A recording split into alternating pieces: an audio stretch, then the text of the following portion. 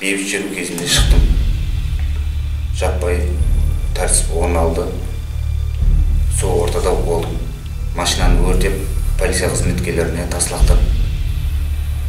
Полиция қызметкерлері бізге тәртіпке шақырып, оған қарамай халық машиналарды өртеп, полиция қызметкерлеріне тасталақтады.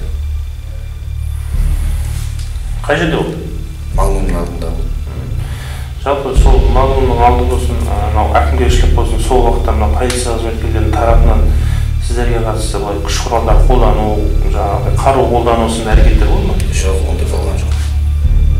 Сіз сол ортада жүрдіңіз бе? Сол ортада жүрдім. Ондай әрекеттер болған жоқ. Сол акимат адамдармен бір еріп бардым аттарына.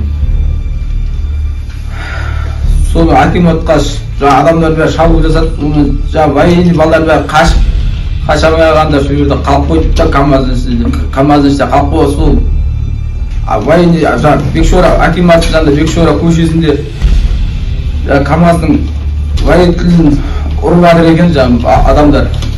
Сонымен мен араша түсіп, қасында көке бар екен, араша ұрмаңдашы деп айтып, соны қинап жатыр екен жаңағы КамАЗ айдатуға. Айдайды деп. Соны көке ол жарамайды ғой айдауға, кім айдайды деп екен, соны ұрмаңда ұрып жатыр, соны айдайды осы кісі деп. Соны мен ақ айдайын дедім, сол КамАЗ сол кезде. Сіздерге мынау сұрақ, мынау мағлумның алдында, сіздер әкімгершіліктің алдында сол кезде бір топ адамдар болып, біршама адам болып жүргенде полицияның тарапынан сол уақытта сіздерге қатысты оқ ату, болмаса қандай да күш құралдармен күш көрсету сынды әрекеттер болды ма? Жоқ, ондай болған жоқ. Ондай полиция тарапынан ондай ешқандай күш қолданылған жоқ. Тек қауіп болды бұл жерде. Қай кезде оқ атылды?